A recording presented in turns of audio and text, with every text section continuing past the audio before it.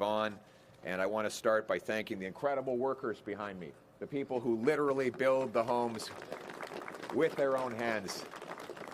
You're going to be swinging a lot more hammers and building a lot more homes very soon, because we have a Canada First plan that is going to get it done and bring it home. But unfortunately, I have to begin with some bad news. In nearby Ajax, a Muslim woman was recently attacked at the Ajax library. She was totally innocent, and she was attacked by a monster, a nasty perpetrator who once again had been released. This is a person who had been released after threatening people with a machete, but after she pleaded guilty, she was sentenced not to jail, but probation. This is the increasingly common story after the lost Liberal decade of crime, chaos, drugs, and disorder in our streets. Electing the Liberals to a fourth term in power will only mean that crime and chaos will run rampant here and everywhere across the country. What we need is a government that puts law-abiding Canadians first for a change by making sure that repeat offenders become permanently ineligible for bail, probation, parole, or house arrest. It will be jail, not bail. Jail, not bail when I'm Prime Minister. Yeah, you agree with that? Absolutely. And thank you very much to the people of Vaughan, great people in this wonderful community. I want to thank George and Nicole, who are legends in the home building industry, who are hosting us today in their wonderful development. This community has so much potential that has so far, though, been unrealized because of the lost Liberal decade that has doubled housing costs. I want to talk today about my plan to change this and to bring home safety and affordability to communities just like this one. Now, before I do that, though, I want to just say that I want to challenge Mark Carney to show up for the debate at TVA in Quebec. He's running away and hiding because he believes that he's too weak to defend the lost Liberal decade or explain why he thinks Liberals deserve a fourth term. Let's have a debate in French where we put together the choice. Either a fourth Liberal term after costs and crime have gone up and our economy has gone down under the American thumb, or putting Canada first for a change with a new Conservative government that will build the homes. I'll even pay Mr. Carney's fee so that he can show up. We'll take that excuse away from him. Conservatives will even pay the fee to bring him out. If he's not afraid. And by the way, if he is afraid to have the debate, how is he going to have the courage to stand up against Donald Trump? It's going to take someone who's strong enough to do that. And if he's not afraid, then he'll show up at that debate. I'm not afraid, and I'm ready to enjoy that debate with him. And one of the things we will be debating is the Liberal housing crisis. Because after the lost Liberal decade, housing costs have doubled. They've risen faster than in any other G7 country. Toronto and Vancouver are now the most expensive housing markets in all of North America, worse than New York, Los Angeles, Chicago, Seattle. In fact, many cities that have more income, more people, and less land have much more affordable homes. Before the lost Liberal decade, it took 25 years to pay off a mortgage. Now in Toronto, it takes 29 years to save up for a down payment.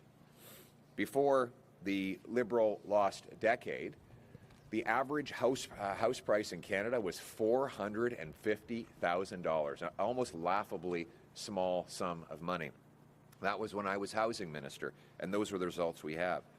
But today, if you live in Vancouver, you need to earn $250,000 to get qualified to buy the average house. Here in Toronto, it's $220,000. Liberals caused the housing crisis by inflating demand with out-of-control immigration and money printing, and blocking supply with taxes and bureaucracy that stop home builders. Now, it's very interesting that the worst housing inflation of the lost Liberal decade happened after Mark Carney became Justin Trudeau's economic advisor. It was in 2020 when that began, and the housing costs in the 2 years after Carney took over as the economic advisor went from $533,000 to $835,000. And in case there's any doubt about this, let me quote from the Financial Post headline in 2017. Canada's housing bubble can be traced back to Mark Carney and his bias for easy money policy. It's not just the Financial Post, it's London's Daily Telegraph, which comments on Mark Carney's time as the governor there, where he caused a housing crisis in that country. They said that he had the, quote, reverse Midas touch. The former, quote, the former governor of the Bank of England has left a trail of destruction behind his glossy jobs. The Telegraph also reported that just as he did when he kick-started the housing crisis in Canada, Mr. Carney was once again printed too much money in the wake of the financial crisis. And as housing prices ballooned, economists criticized him for a, quote, missed opportunity to make homes more affordable. Quoting again the Telegraph, by the time he left office, Carney had created a mess which his successors have struggled to clean up. But Carney wasn't finished wrecking the housing market at that point.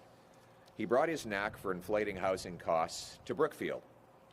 In a report by the Office of the Canadian Federal Housing Advocate from 2022, Brookfield was criticized as being one of the leading North American companies engaged in predatory financialization of the real estate market.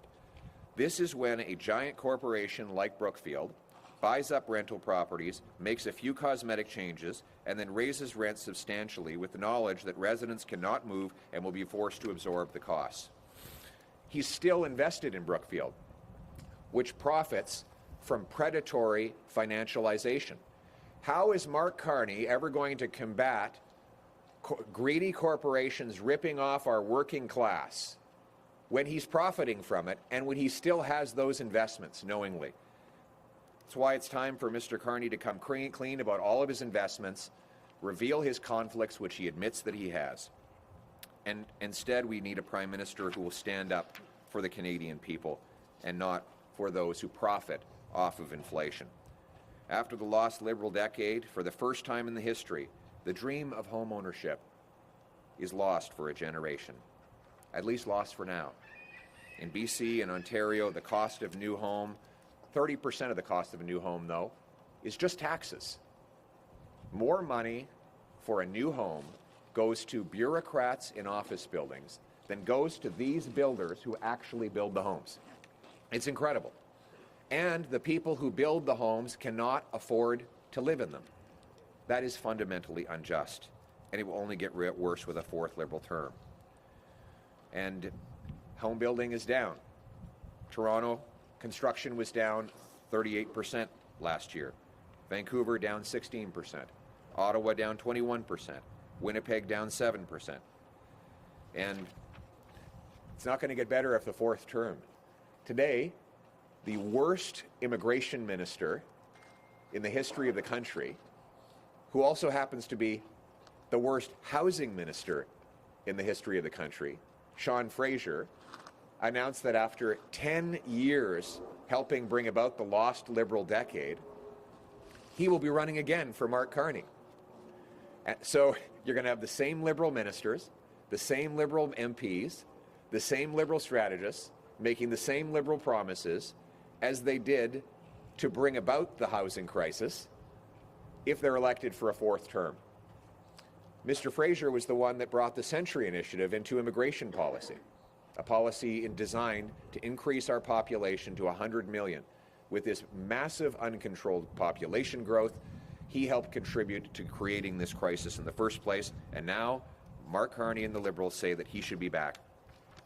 Now, the reason all of this is the reason why I announced about 7 or 8 months ago that a Conservative government would put our country first by eliminating GST on all homes up to $1 million. I then brought that idea to the House of Commons in a motion, and 100% of Liberal MPs voted against it. They unanimously opposed the idea, and they could have done it. They could have implemented it. Mr. Carney even could have implemented it last week before he called the election. They did not. If they're elected to a fourth term, they will never do it. But the problem has gotten even worse since I made that announcement.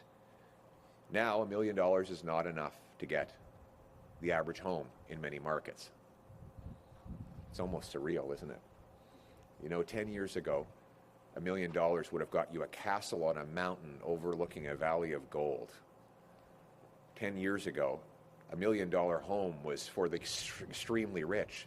Now, these homes like this, often go for more than $1 million. It is astonishing.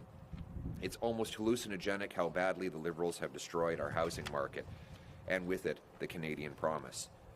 But we have to adapt. As Liberals make problems worse, Conservatives push further to make things better.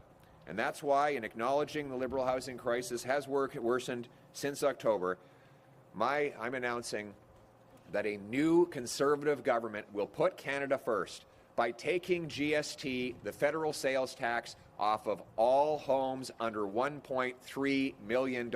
We will axe the tax so that every Canadian can buy a new home tax-free. That will spark 360,000 extra homes every single year, boost our GDP by $2.5 billion, create tens of thousands of jobs for our builders right behind me, and also for our forestry workers who will get back out into our forests, harvesting our wonderful lumbers, turning towering timbers into 2x4s that will uphold these wonderful homes. We'll build Canadian homes with Canadian lumber, Canadian trades workers doing the job. This will mean a savings of up to $65,000 on a new home, or $3,000 less in annualized mortgage payments.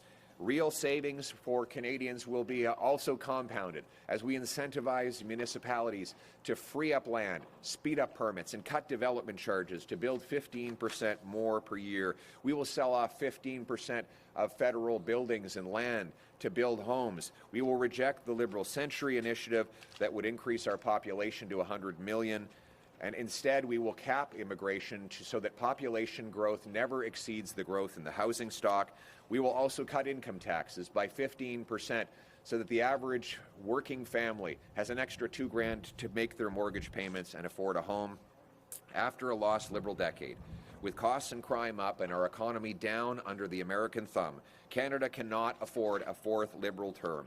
It is time for us to put Canada first for a change, with a new Conservative government that will remove gatekeepers, cut taxes, build homes, build millions of homes, a government that will axe taxes, build homes, unleash resources, stop crime, and bring home the jobs that the Liberals sent south to Trump. We will stand up to the American president from a position of strength.